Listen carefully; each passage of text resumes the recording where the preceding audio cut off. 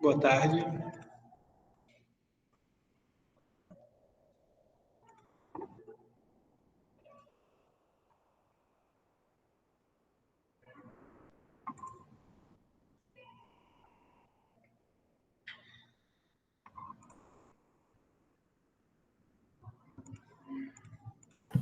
E aí, professor? Tranquilo? Bom demais da conta.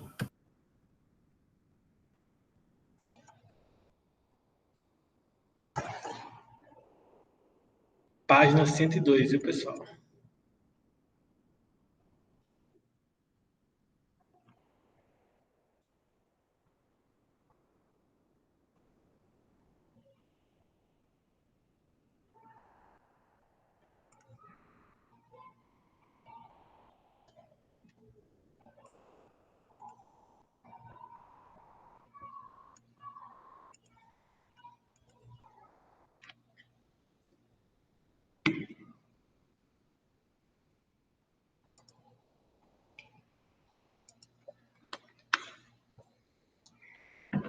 Vamos aguardar uns minutos aí para ver se os colegas vão entrar.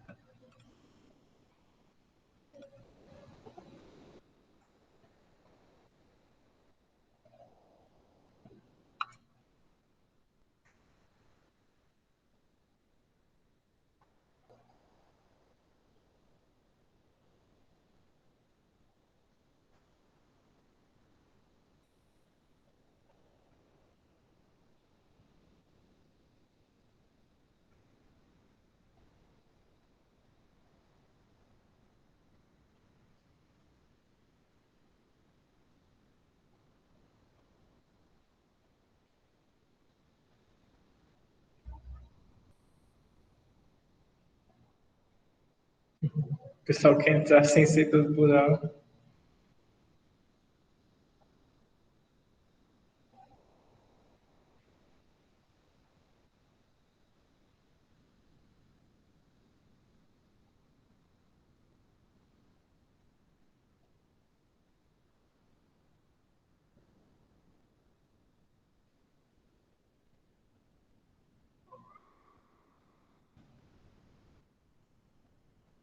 Ai, ai.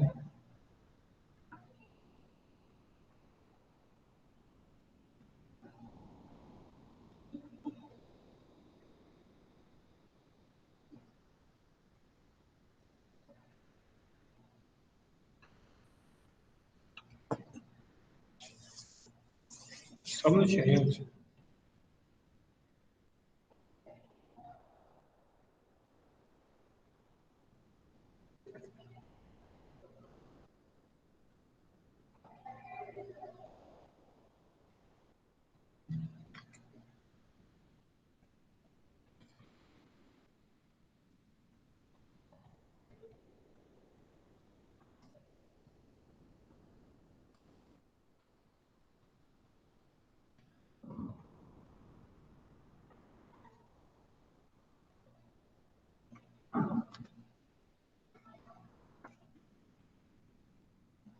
Só um minutinho, tá, gente? Tem gente ainda tentando entrar aqui.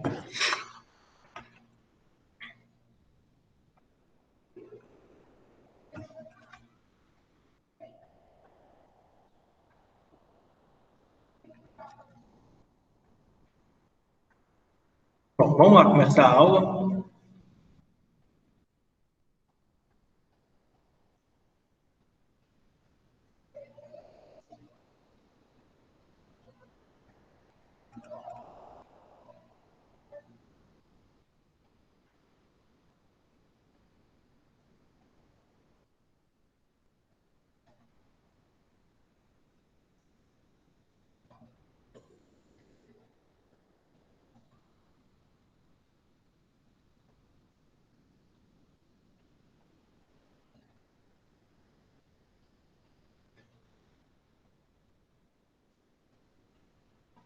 Ah, cara.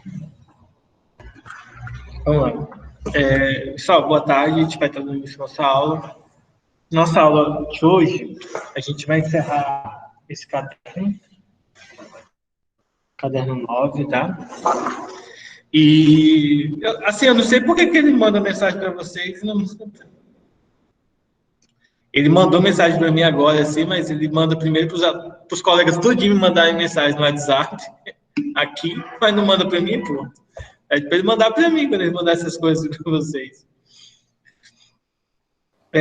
Eu não sei qual motivo que acontece assim, cara. Aqui na escola, aqui no CEAF, que tipo, parece que o plural aqui ainda não deu certo, não. É problemático. O pessoal não consegue entrar na conta, precisa estar pedindo, tem que pedir para vocês ligarem a câmera. Não sei, assim, tipo, vocês são tudo quase adultos já e precisa tratar igual se estivesse dando um álbum fundamentalzinho. Gente, nossa aula de hoje é sobre o término da parte inicial de eletrodinâmica, em que nós vamos estudar a equação do circuito elétrico simples, que não porque o nome é simples, é que de fato vai ser simples. A gente sabe que na prática as coisas são bem complicadas. E os instrumentos de medidas elétricas, tá? O amperímetro e o voltímetro, e como que eles funcionam na instalação elétrica. Só partindo assim, se nós estivéssemos aqui, a gente ia testar tudo isso, tá, gente, no laboratório. A gente tem aqui na escola esses instrumentos, e aí seria interessante a gente ia fazer o circuito elétrico e fazer os testes aqui na sala, lá no laboratório da escola. Mas, infelizmente, a gente não vai conseguir fazer, tá? Caso a gente retorne aí nos meses seguintes e a gente estiver trabalhando ainda com esse tema, pelo menos com a parte do eletromagnetismo, dá para a gente tirar uma aula para estar abordando esse tópico, é bem interessante, tá bom? Então vamos lá. Nossa aula, deixa eu pegar aqui a apostila, nós vamos falar, vocês estão vendo, caso, gente, aconteça de uma aula eu começar a explicar, falar muito do conteúdo e vocês não estiverem vendo nada, me avisem aí que é porque eu estou dando aula, eu estou explicando o conteúdo sem estar mostrando nada, então me avisem, tá? Olha só, gente, primeira coisa, a gente abordou o circuito elétrico simples. Eu até fiz um resumo na última aula, mostrando como seria o desenho de cada elemento no circuito simples, né? Do resistor, da bateria, da força eletromotriz, da DP, da corrente elétrica e das resistências elétricas, tá? Então, de forma simples, como vocês podem ver aqui, ó, de forma simples, nós vamos ter aqui, ó, um gerador. Nós vamos ter um gerador, ele vai possuir sua resistência interna, tá? Nós vamos ter aqui o resistor com a corrente elétrica passando por ele, e aqui nós vamos ter um receptor, um aparelho elétrico com sua resistência interna. Então, nesse circuito, o elemento ligado entre os pontos A e B representa um gerador elétrico, que pode ser uma bateria ou pilha, enquanto o aparelho conectado entre os A e o C representa um receptor elétrico, um motor. Os elementos que compõem esse circuito são o gerador, cuja força eletromotriz é dada pela letra grega epsilon. Deixa eu dar um zoom aqui, que eu acho que vai ser melhor para ver, tá? Vai ter uma resistência interna. Essa resistência é uma consequência de você usar bateria ou pilha, que transforma energia elétrica, energia química em energia elétrica, fornecida para todo o circuito, inclusive para a sua resistência interna. Receptor elétrico, que é esse aqui, ó, que vai ter a força contra-eletromotriz. A diferença entre as duas é a força eletromotriz vai ser indicada pela letra epsilon e a contra-eletromotriz vai ter a linha, né? Esse apóstolo ali em cima. vai ter a resistência interna dela também, e vai transformar a energia elétrica em energia mecânica, térmica e sonora. Por quê? Porque ele vai provocar movimento, energia mecânica, vai provocar aquecimento, energia térmica, provoca ruído, barulho, sonora. E nós vamos ter aqui uma resistência R, uma resistência externa, que transforma a energia elétrica em energia térmica, que aquece o fio, por exemplo. Tá? Sabemos que a energia transferida pelo gerador elétrico é igual à energia recebida pelos diversos elementos do circuito. Portanto, usando o mesmo raciocínio para deduzir as equações do gerador elétrico, nós vamos ter essa relação matemática que vocês estão vendo aqui. Ó. Essa relação matemática. Ou seja, a força eletromotriz vezes a corrente elétrica, vezes a variação de tempo, é igual à força contra-eletromotriz vezes a corrente elétrica, vezes a variação de tempo, mais a soma das resistências. Nesse caso aqui, pessoal, ó, tudo isso aqui é a resistência equivalente, tá? Apesar da fórmula ser indicada assim, na prática, nós resolvemos utilizando ela nesse formato aqui. Aí vamos lá. Algumas observações para vocês poderem entender melhor o que acontece. Quando o receptor é um receptor ideal, então a força contra a eletromotriz é zero. Ou seja, essa fórmula aqui fica reduzida. Quando o gerador é um gerador ideal, isso significa que a DDP e a força eletromotriz são iguais. Então, aqui em cima, nesse formato aqui de cima, nós vamos ter somente a DDP, que é o U. Embaixo, quando você tem um receptor e um gerador ideal, as resistências internas não existem, tá? Elas são zeros, e aí nós vamos ter simplesmente isso daqui. Se você multiplica cruzado, você vai ter que U é igual a R vezes I, que é a primeira lei da termodinâmica, primeira lei de Ohm. Então, considerando os efeitos ideais, tá? Tanto força eletromotriz quanto força contra-eletromotriz, resistências internas de bateria e do motor nulas, a gente tem a fórmula que a gente viu no início do bimestre, tá? U igual a R vezes I. Então, é interessante isso, porque é como se a gente estivesse ampliando os conceitos básicos que a gente viu. Como não, né? A gente está ampliando os conceitos básicos que a gente viu em aulas anteriores. Teremos exemplos de exercícios em que vamos precisar usar todas as variáveis. Teremos exercícios em que algumas delas serão zero. Então, a gente tem que analisar o exercício.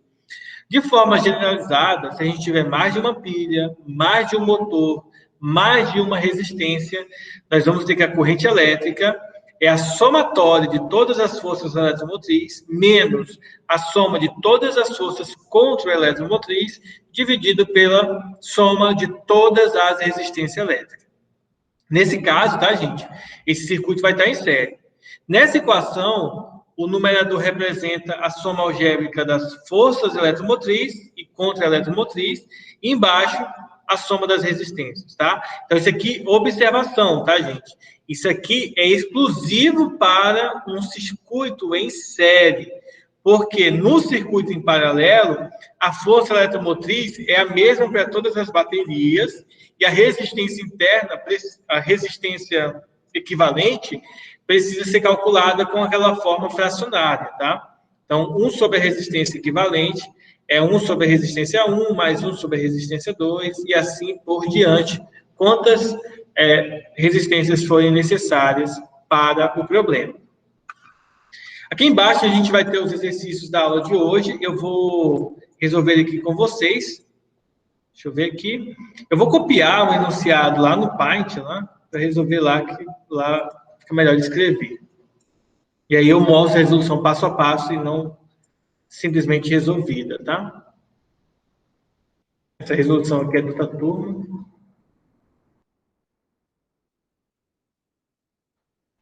Vou copiar aqui.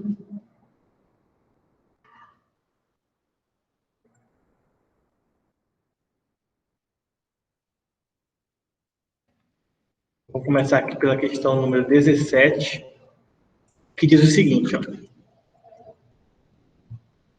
3 lâmpadas L1, L2, L3 de resistências elétricas constantes e valores nominais de tensão e potência iguais a 12 e 6 watts, 12 volts e 6 watts, compõem um circuito conectado a uma bateria de 12 volts. Devido à forma como foram ligadas, ou seja, 2 em série e uma em paralelo, as lâmpadas L2 e L3, essas duas aqui, não brilham com potência para o qual foram projetadas, tá? Como eu mencionei para vocês, o ideal é que elas fossem conectadas em série. Considerando desprezíveis as resistências elétricas das conexões dos fios de ligação utilizados nessa montagem, calcule a resistência equivalente em ohms do circuito formado pelas 3 lâmpadas e a potência dissipada em watts pela lâmpada 2. Então, a gente quer o valor da resistência equivalente, tá? Então, ele quer a resistência equivalente. E quer também a potência dissipada. Então, vamos lá. Como que a gente resolve essa questão? Então, a gente vai calcular primeiro as resistências elétricas das lâmpadas, sabendo que elas são iguais. Tá? A gente pode simplesmente usar o seguinte, ó, potência é igual a DDP ao quadrado dividido pela resistência. Professor, por que o senhor escolheu a fórmula da potência? Porque no enunciado da questão é fornecido o valor da DDP e da potência. Como eu quero calcular a resistência, eu vou utilizar essa fórmulazinha para calcular a resistência.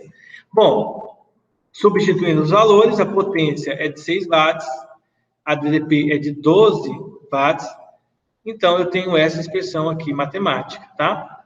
Então, 6 é igual a 12 ao quadrado, que é 144 dividido pela resistência, e, portanto, 6 vezes a resistência, multiplicando cruzado, é igual a 144.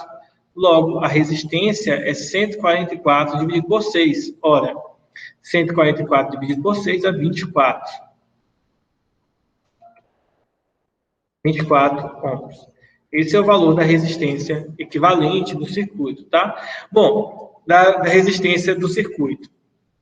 Como a resistência equivalente, ela vai depender aqui de 2 resistências a mais, porque quando vocês podem ver aqui no processo da questão, nós temos 2 lâmpadas em série e, né, e vai estar em paralelo com L1, a gente tem que considerar o seguinte, ó, a potência é a mesma para cá e para cá, mas quando chega aqui, a potência se subdivide para as 2 lâmpadas, né? Na verdade, aqui a potência é a mesma, mas ela vai se subdividir pelas lâmpadas por conta de 2 circuitos diferentes, né? Em paralelo e em série.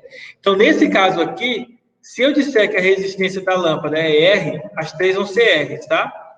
Aí você vai observar o seguinte, dessas 2 aqui vai ser 2 R's, que é a resistência equivalente dessas 2, porque estão em série, eu só somar, mas dessa aqui eu preciso trabalhar um pouco mais, ou seja, a resistência equivalente, ela vai ser igual à soma a multiplicação em cima dividido pela soma embaixo.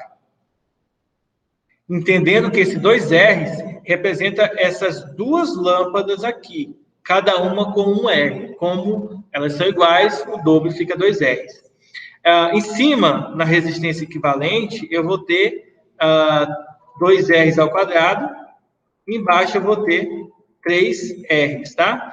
Posso simplificar um R com esse R de baixo, então a resistência equivalente vai ser igual a 2R sobre 3. De acordo com o que nós calculamos agora há pouco, né, o valor de R é 24, então a resistência equivalente vai ser 2 vezes 24 dividido por 3, que nesse caso vai dar 48 dividido por 3, que dá 16. Então, a resistência equivalente desse circuito é 16 ohms. Alguma dúvida, pessoal?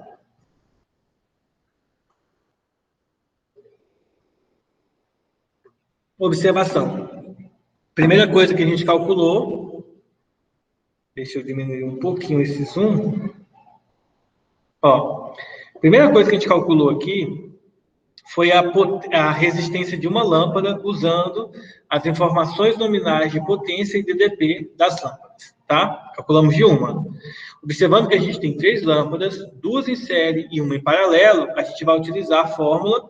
Eu não calculei a de série em série separado, porque, na verdade, a resistência da que está em série é só você fazer R mais R, tá? Ou seja, 2 R's. Então, essas duas aqui é simplesmente somar, 2 R's. E aí, por isso que eu já calculei usando as 3 em paralelos, tá? 2 em séries e 1 em paralelo. Então, é a multiplicação em cima dividido pela soma das resistências embaixo.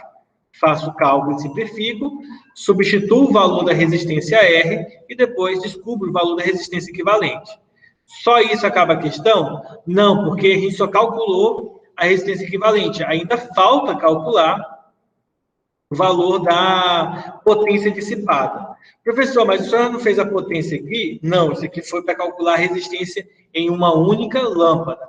Agora a gente quer especificamente na lâmpada 2, para calcular a potência dissipada, especificamente na lâmpada 2, ó. Tá? Ele quer exclusivamente na lâmpada 2. Qualquer dúvida, gente, levanta a mão aí, tá? Professor, Oi. então o senhor fala que as duas lâmpadas que estão tá conectadas em sequência, elas, por estar conectadas junto, é mais fraca que a última que está sozinha? Sim, porque a voltagem vai ser dividida para elas, né? Então A que está seria... sozinha recebe 12 volts, mas a que está conectada junta vai receber 6 volts cada uma. Entendi. Entendeu? Por isso que em casa, dificilmente você vê lâmpadas conectadas juntas, na mesma fiação. Quando você conecta junto na mesma fiação, você geralmente tem uma lâmpada... Porque, assim, na prática do dia a dia de casa, as voltagens é bem maior, né? Por exemplo, as lâmpadas são de 60 watts, sei lá, 50 volts. E como você tem 110 volts na tomada, no fio, é mais tranquilo, elas vão brilhar de boa. Mas dependendo da quantidade de lâmpadas, já vai dar um problema aí no brilho delas, tá?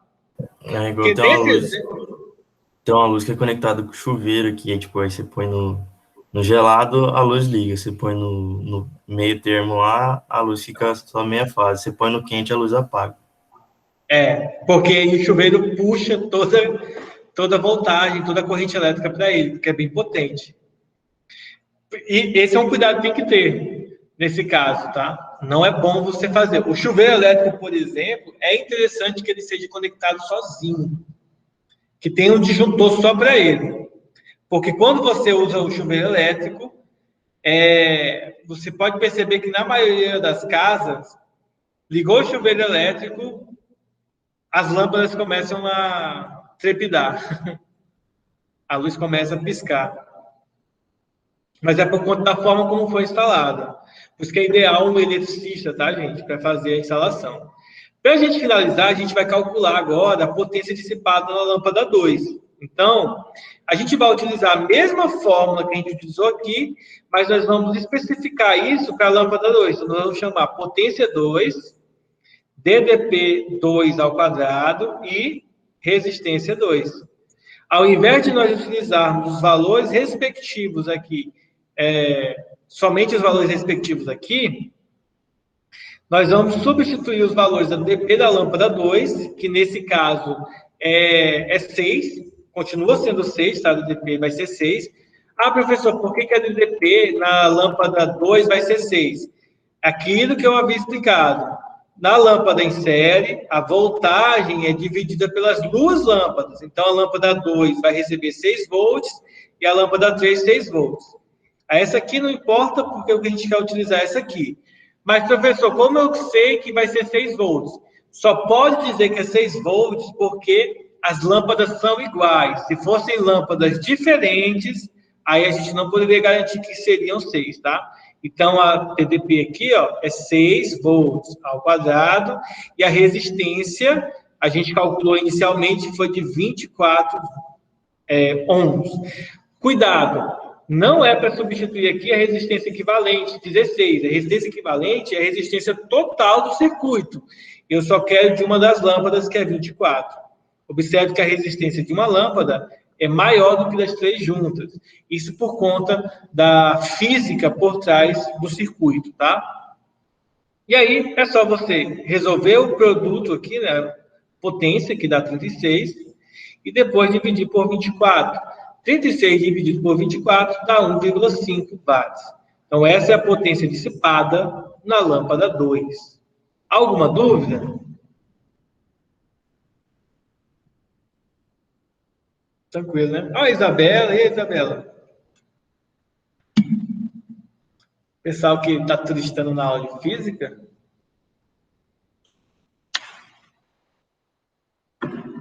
Entenderam, gente? Ó, é só substituir os valores e multiplicar, dividir ou elevar ao quadrado, somar ou subtrair.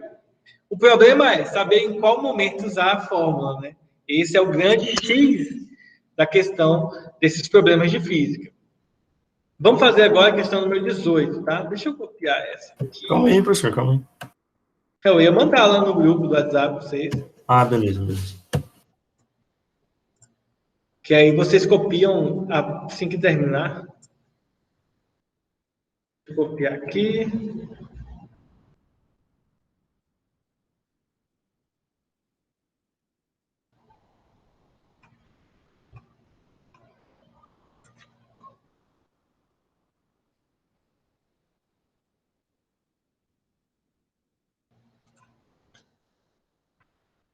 Cadê a turma, rapaz? Aqui, cheguei.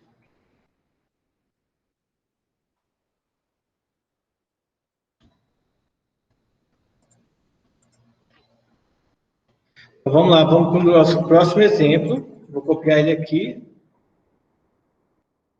O triste dessas questões aqui é só o tamanho do enunciado. Nem cabe aqui na tela. Eu estou usando o monitor do notebook. O monitor do notebook é pequenininho. Não cabe nada.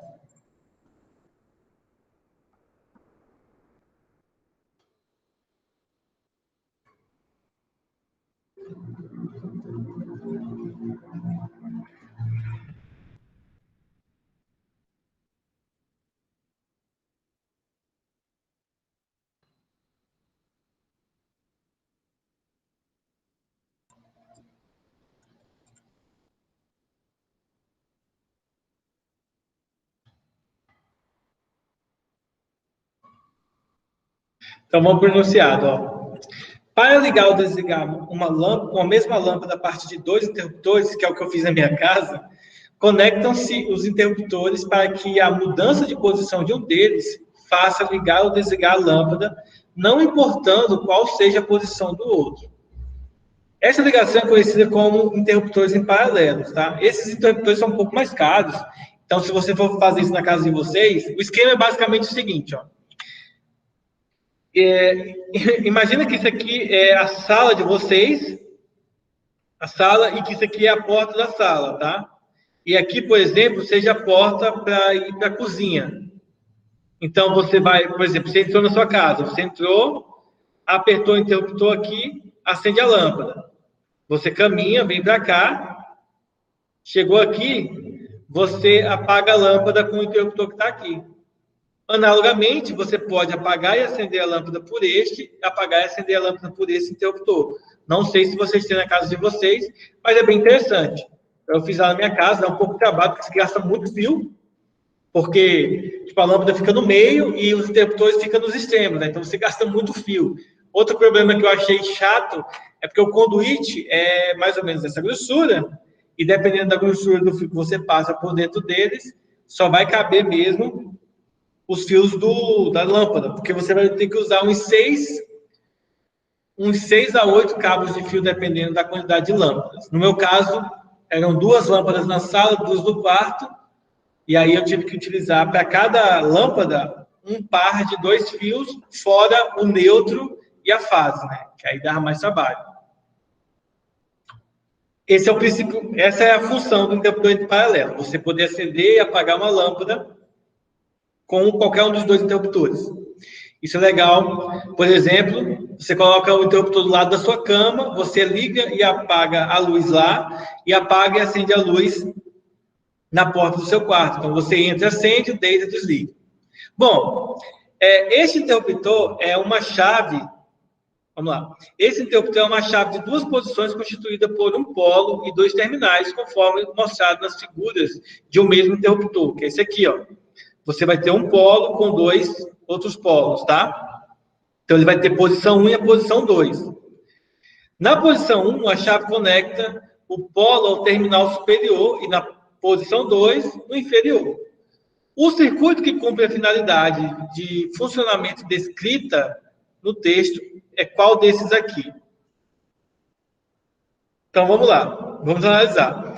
Vocês podem ver, já que a resposta é a letra E, e aí eu vou explicar para vocês por que funciona com a letra I e não com as outras, tá? Então, vamos lá. A proposta desses interruptores é que o sinal enviado ao você apertar o interruptor, ele tem que conduzir esse sinal pelos dois interruptores. Então, por exemplo, se você conecta no formato... Vamos ver o certo e já explico errado. No modelo certo. Quando você conecta o superior de um, automaticamente o inferior do outro vai estar conectado. Então, nesse caso aqui, ó, o que vai acontecer com o circuito? Ó, o que vai acontecer é, não vai haver sinal elétrico passando, então a lâmpada vai apagar. A partir do momento em que você desce esse carinha aqui, o sinal que vem daqui vai passar pelos dois circuitos.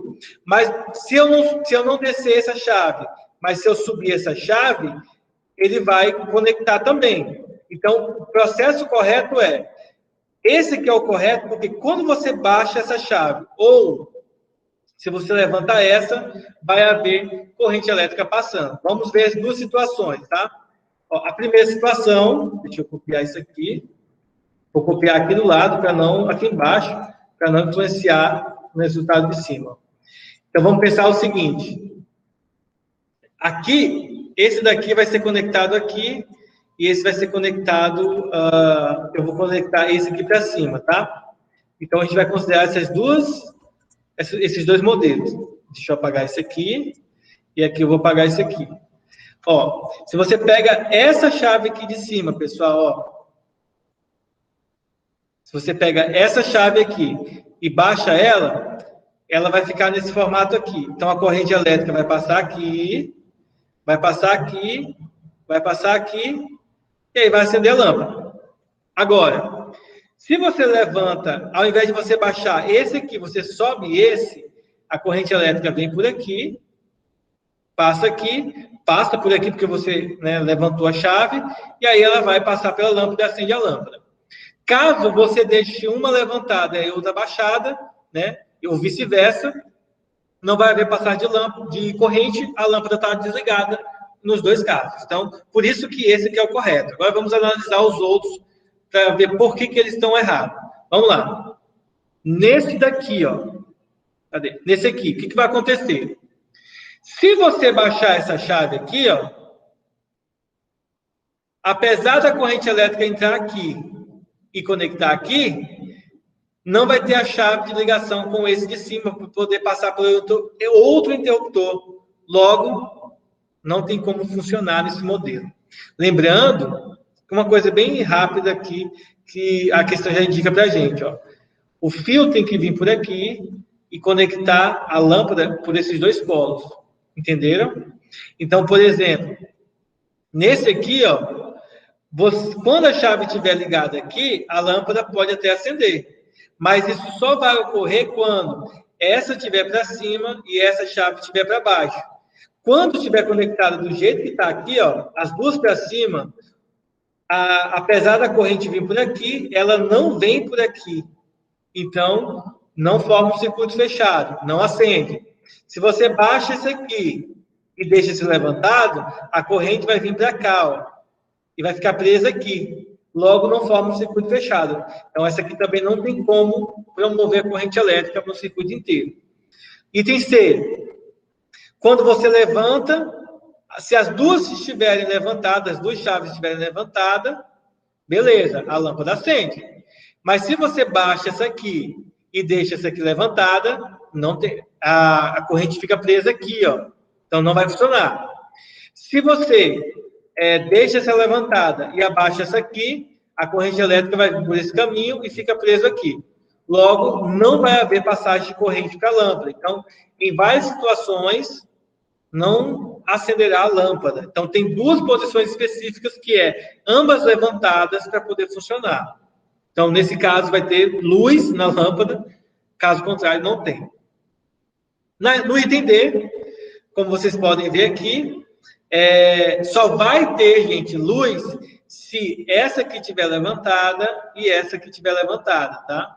Se tiver ambas para baixo, ou uma para cima e outra para baixo, a corrente elétrica vai ficar presa. Vamos analisar do jeito que está aqui, ó. A corrente elétrica fica presa aqui, não fecha o circuito, não vai embora, tá? Então, não acende a lâmpada. Se você levanta essa aqui e deixa nesse formato aqui, beleza, tem corrente, lâmpada acende. Se você deixa desse formato e abaixa esse aqui, ó, a corrente elétrica nem vai para a lâmpada, então não acende. Se você deixa essa levantada, abaixa essa e levanta essa, a corrente que vem por aqui vai descer, não vai subir porque vai estar abaixado, vai vir por aqui e vai ficar preso aqui porque você levantou a chave aqui. Então, vai ter várias posições também que essa aqui não vai funcionar. Então, a única posição que vai funcionar para sempre é você conectar os dois interruptores um no outro. Lembrando que a parte paralela precisa se conectar à parte paralela, tá? E não, por exemplo, a parte paralela se conectar com a parte em série, né, com a parte solo, a parte dupla se conectar com a solo não vai funcionar. Tem que ser a parte dupla conectada com a parte dupla, por isso que eu falei para vocês que precisa de 2 pares de fio para cada lâmpada que você quer acender, tá? E a parte solo ser uma com a fiação inicial e a outra com a fiação final. Lembrando que esse fio daqui vai funcionar como neutro, tá? E esse daqui como uma fase. Você vai estar cortando a fase na ligação. Deu para entender aí, pessoal? Por que as outras são falsas? Beleza. Bom, o legal seria se a gente estivesse aqui na sala e conseguisse construir, né? Todos esses circuitos e testar na prática, tendo cuidado, claro, para não fazermos cagada, né? Ninguém se ferir. Vamos voltar agora na apostila para a gente fazer o nosso último tema de hoje e dessa apostila, tá? O último tema que a gente vai estar trabalhando nessa apostila são os instrumentos de medida, que seria basicamente o cigarro. Só lembrando, as atividades 17 e 18 vão estar disponíveis na plataforma para vocês fazerem após a aula. Mas vamos lá, instrumentos de medidas elétricas. A gente vai ter vários instrumentos de medidas, mas basicamente a gente poderia pensar assim: como que eu faço para determinar o valor da DDP? Como que eu faço para determinar o valor da corrente, da resistência elétrica? A gente faz isso utilizando instrumentos de medidas, tá? Nós vamos ter 2 instrumentos básicos de medidas. O primeiro vai ser o amperímetro. Ele vai medir a corrente elétrica. A unidade da corrente elétrica é a letra A, o ampere. E, como o nome sugere, amperímetro vem de ampere, tá? A forma como ele tem que ser introduzido no circuito elétrico, ele tem que estar em série com o trecho que se deseja medir. Se você colocar em paralelo, ele vai funcionar, mas vai te dar um valor de leitura errado. Então, ele tem que estar em série com o instrumento que você, ou o trecho do circuito que você deseja calcular. Então, o amperímetro, ele vai funcionar como um medidor da corrente elétrica que está passando. Por que o amperímetro tem que ser colocado em série com o trecho que eu quero calcular? Porque, lembre-se, no circuito em série, a corrente elétrica é a mesma para todos os pontos do circuito. Então, se você coloca um amperímetro em série, ele não vai influenciar no resultado. É como se ele não existisse ali no circuito. Ele fica invisível no circuito, mas consegue calcular o valor da corrente elétrica, tá?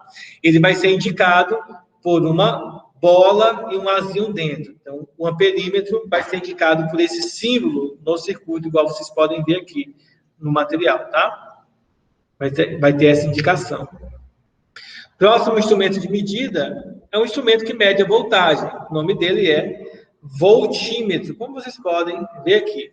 O voltímetro, ele, por calcular a voltagem, ele é interessante que seja conectado em paralelo ao elemento que se deseja medir. Não ao trecho que se deseja medir a corrente, mas sim ao elemento. Ou seja, se eu quero calcular a voltagem de uma bateria, de uma placa de vídeo, de um notebook, de uma televisão, de uma máquina de lavar roupas, de chuveiro elétrico, se eu quero medir a voltagem, eu tenho que conectar o voltímetro em paralelo ao instrumento que a gente deseja medir. Um detalhe aqui, gente, é que, por exemplo, esse amperímetro e esse voltímetro, vocês estão vendo ele aqui separado, mas na prática, os eletricistas, eles usam um só, tá?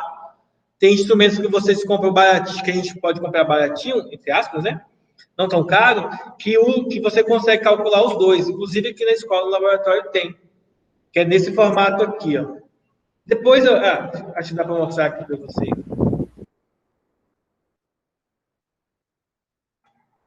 Nesse formato aqui, ó. Cadê? Esse aqui, ó.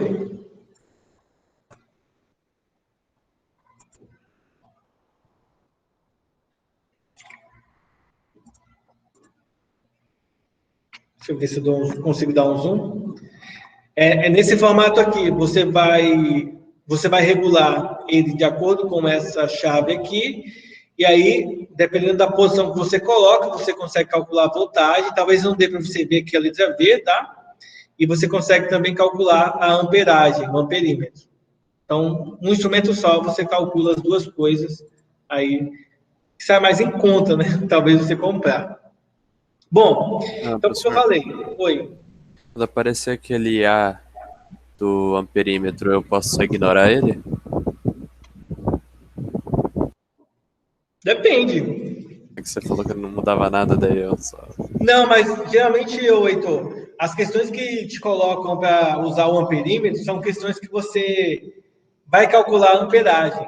Apesar de você ignorar ele, de fato a gente vai ignorar ele na hora do cálculo, o resultado que você vai obter no cálculo seria a leitura que o amperímetro deveria ter, se você conectasse no circuito real. Então, ele é ignorado para o cálculo, mas, digamos assim, filosoficamente, você está fazendo a leitura dele. Você está calculando o que ele calcularia para você na prática, no dia a dia, né? Se você pegar um amperímetro e colocar numa tomada na sua casa. O valor que ele vai te dar seria o valor que você vai calcular na mão aqui na aula. Então, digamos assim, dá uma tristeza, mas é isso que a gente vai fazer. A gente vai fazer o trabalho do aparelho, tá? Bom, só lembrando, como o amperímetro ele é conectado em série, o voltímetro ele tem que ser conectado em paralelo, tá? Bom, esse aparelho deve ter resistência elétrica cujo valor seja muito maior do que a dos outros resistores do circuito. Considere que no circuito mostrado na figura A, que vai ser esse aqui, ó, na figura a gente quer colocar um voltímetro. Então, se eu quero medir a voltagem desse resistor, eu vou conectar o meu voltímetro, tá? Um fio do voltímetro no polo A e um fio do voltímetro no polo B. Se eu quisesse calcular o do R1, por exemplo, eu conectaria o meu voltímetro aqui. Se eu quisesse saber o dele, tá? Aí eu conectaria o meu voltímetro nessa posição. Mas observe que ele fica em paralelo com esse resistor. Lembrando que, nesse formato aí, o que ocorre com a corrente elétrica, tá? A corrente elétrica, ela é subdividida para os dois pontos, ó. Você vai ter a corrente do resistor e você vai ter uma corrente elétrica para o voltímetro. Então, a gente vai ter essa particularidade aí, no caso do paralelo. Observação. A força eletromotriz de um gerador, pilha ou bateria pode ser medida utilizando um voltímetro de grande resistência interna. Basta ligá-los ao polo dessa pilha. Você vai conectar esses dois cabinhos que aparecem aqui, ó, nos polos da bateria ou da pilha. E aí, o cálculo seria esse aqui, ó. Esse é o cálculo que a gente faz manual, mas que o voltímetro vai te dar o resultado desse cálculo nesse visor. Tá? Esse aqui é um multímetro digital. Multímetro é porque ele calcula todas essas coisas que eu estou mostrando aqui para vocês. No caso ideal, gente, a resistência vai ser 0, tá? E aí a DDP vai ser equivalente à força eletromotriz, que é aquilo que eu havia abordado para vocês anteriormente. O próximo instrumento de medida é o ohmímetro, que, como o nome sugere, calcule a quantidade de ohms de um resistor, ou seja, ele é um instrumento utilizado para calcular a resistência elétrica de dispositivos. Eu não sei se vocês acompanham algum canal de tecnologia, mas tem um que eu gosto de assistir de vez em quando, que é o MW Informática. É legal, eu acho legal os vídeos deles informativos, que ele faz o cálculo dessas resistências, das voltagens em placas de vídeo e circuitos elétricos de computadores. Então, uma hora ou outra vocês quiserem dar uma olhada em como que é feito isso, tá? Como que é utilizado esses instrumentos para, por exemplo, celular, placa de vídeo, computador desse jeito, vocês podem assistir o canal do cara aí que dá para vocês dar uma olhada, tá? Então, vocês podem dar uma olhada aí que dá certo. Só uma pergunta, Luana. No primeiro ano, vocês estudaram elétrica? A gente estudou com o Léo. Ah, tá. Mas no caso é de pilhas, né? Vocês trabalharam com pilhas, né? Isso. Aí a gente usou isso aí. Aí eu pensei que vocês tinham visto como professor de física, né? Que aí eu ia dizer que mudou bastante o tema os temas. Bom, mas vamos lá. Aqui seria a figura que representa o ohmímetro, tá? Essa aqui é a figura que representa o circuito simples dele. E esse item C, a escala que mostra aqui para a gente o valor da resistência no leitor aqui, tá? Bom, basicamente, esse instrumento, nesse formato aqui, como se fosse um velocímetro de carro, é um pouco mais antigo, tem instrumentos mais novos, que, no caso, utilizam aquele visor digital, que é mais agradável para a gente, né, pessoas comuns, estarem observando. E aí a gente consegue ver aqui nesse visor os valores. É interessante, não é visível aqui nessa parte, mas é interessante que ele te dá a possibilidade de você graduar a escala numérica dos resistores, da voltagem e do amperímetro, tá? Ou seja, ele vai te dar funções como sendo o milivolt, o kilovolt, por exemplo, o megavolt, que são unidades e subunidades de medida da voltagem.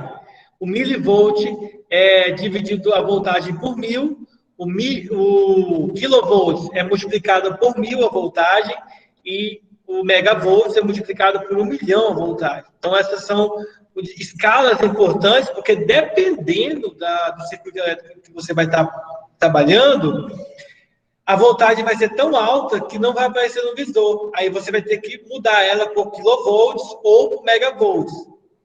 Às vezes você vai estar trabalhando com um circuito elétrico com uma voltagem tão pequena que, se você estiver trabalhando em voltagem normal, ela não aparece no visor, vai aparecer um 0 no visor. Então, nesse caso, é conveniente você graduar a escala da voltagem para o milivolt, para o microvolt, dependendo do circuito elétrico que você está trabalhando. Por exemplo, celulares, computadores, televisão, dentro do circuito elétrico deles, das placas, a voltagem vai ser pequena. Mas quando você está trabalhando, por exemplo, com alta tensão, as voltagens serão altíssimas. Então, tudo depende do que você vai estar utilizando, tá? Aí aqui a gente vai ter os exercícios de 19 e 20, que eu vou estar fazendo com vocês. Como são simples, eu vou fazer eles aqui mesmo, só por conta da facilidade, tá? Porque não são complexos. Olha só, o primeiro exemplo, o exemplo 19, diz assim: 2 estudantes pretendem determinar o valor da resistência, então a gente quer saber o cálculo da resistência elétrica, utilizando a relação, a primeira lei de Ohm, né? R é igual a U vezes I, como vocês podem ver aqui, ó, essa é a fórmula. Então, eles querem utilizar a fórmula básica. Bom, ele pegou um amperímetro e um voltímetro. No entanto, como não dispõe de amperímetro e voltímetros ideais, ou seja, eles até têm, mas não é ideal, logo, a resistência interna do amperímetro e do voltímetro é diferente de 0. Então, eles utilizaram aparelhos comuns.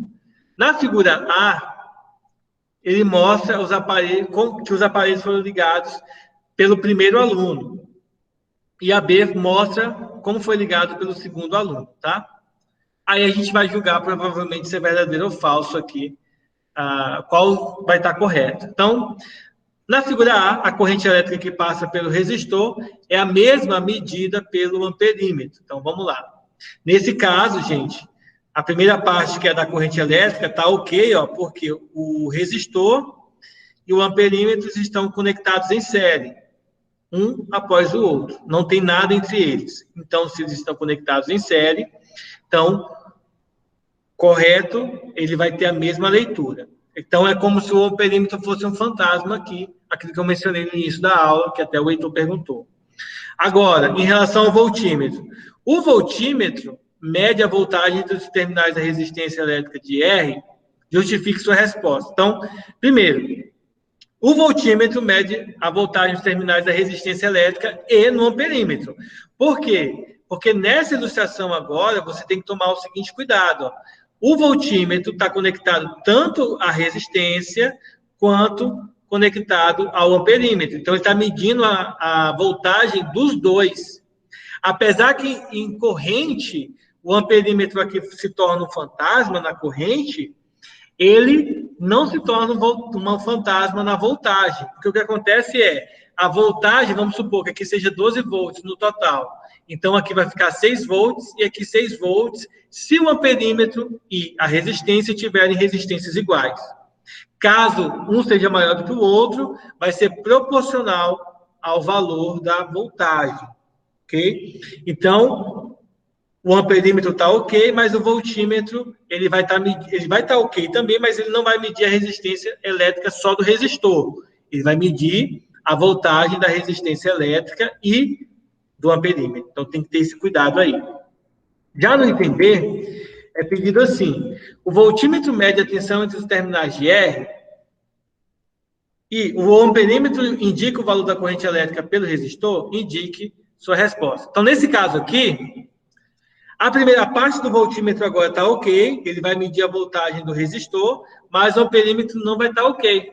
Por quê? Porque ele vai estar calculando a amperagem dos dois, e não só da resistência. Ele vai calcular do trecho todo, e não só do trecho que contém a resistência. Logo, em relação ao voltímetro, sim, os terminais estão conectados corretamente, e letra B, não. Somente seria possível afirmar se o voltímetro fosse ideal. Nesse caso, ele deixou claro para a gente que o voltímetro não é ideal, tá? Para vocês não perderem tempo copiando, eu vou estar mandando para vocês essa parte aqui, lá no grupo do WhatsApp. Essa aqui é a questão 19, tá?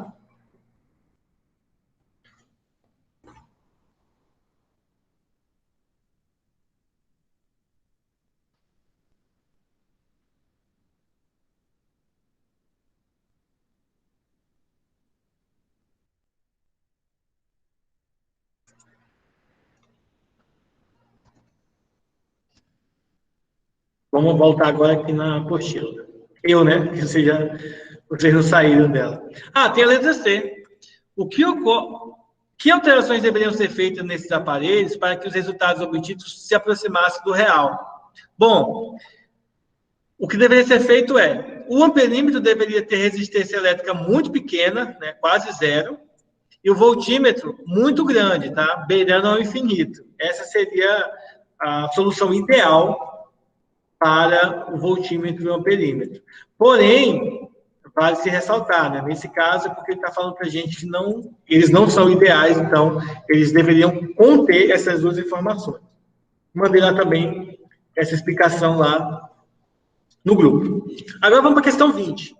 O circuito é formado por um resistor de 3 ohms conectados aos terminais de uma bateria de 6 volts, com resistência interna desprezível. Desde o que eu falei para vocês, né? No início da nossa aula, a gente viu aquela fórmula gigantesca lá, com um monte de resistência, força eletromotriz, mas existem problemas que a gente simplesmente vai considerar eles iguais a zero, quando ele fala que é desprezível. Então, por exemplo, a letra A, calcule a corrente elétrica desse resistor. Se nós fôssemos levar em consideração a fórmula do início da aula, a gente teria que resolver nesse formato aqui, ó. I é igual... I é igual a força eletromotriz menos a força contra-eletromotriz dividido pela resistência do circuito mais a resistência interna do gerador mais a resistência interna do receptor. Nesse caso aqui, nem tem receptor. Então, a resistência interna do receptor e a força contra-eletromotriz é zero. Outro detalhe, a resistência interna é desprezível, então vai embora. Ou seja, a fórmula fica simplesmente assim, ó, corrente elétrica é a força eletromotriz dividida pela resistência, que corresponde justamente a DDP da bateria, que é de 6 volts. Então, apesar da fórmula ser gigante e tal, na prática, muitas vezes a gente vai simplificar muitas coisas, então a fórmula fica reduzida. E nesse caso, é só dividir, fica 2 amperes aí a resposta da nossa questão. Apesar da fórmula ser grande, após simplificações, ela fica bem simples de se usar. Item B.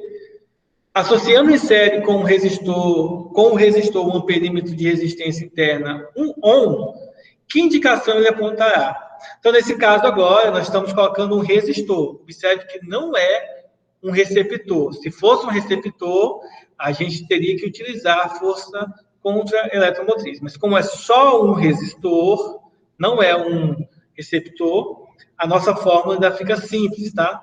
Apesar de funcional. A corrente elétrica agora vai ser igual. Vai ser igual a força eletromotriz dividido pela resistência do circuito. Deixa eu apagar aqui pra gente, porque a caneta aqui não funciona, só o mouse. Então vai ser igual a essa fórmula aqui, né? Tá aqui, eu não vou fazer. Já tá aqui. Eu vou só aplicar aqui. É 3, aí fica 2A. Bom, aí é só você aplicar aqui a fórmula, substitui os valores, lembrando que a resistência é 3, está lá em cima anunciado, a resistência agora interna é 1, aí você soma embaixo, a corrente vai ficar 6 sobre 4, dá para simplificar por 2 em cima e embaixo, então fica 3 sobre 2, que dá 1,5. E aí a gente finaliza o tema da nossa aula de hoje. Viram como é simples? Lembrando que o amperímetro iria calcular isso aí para a gente, tá? Dúvidas?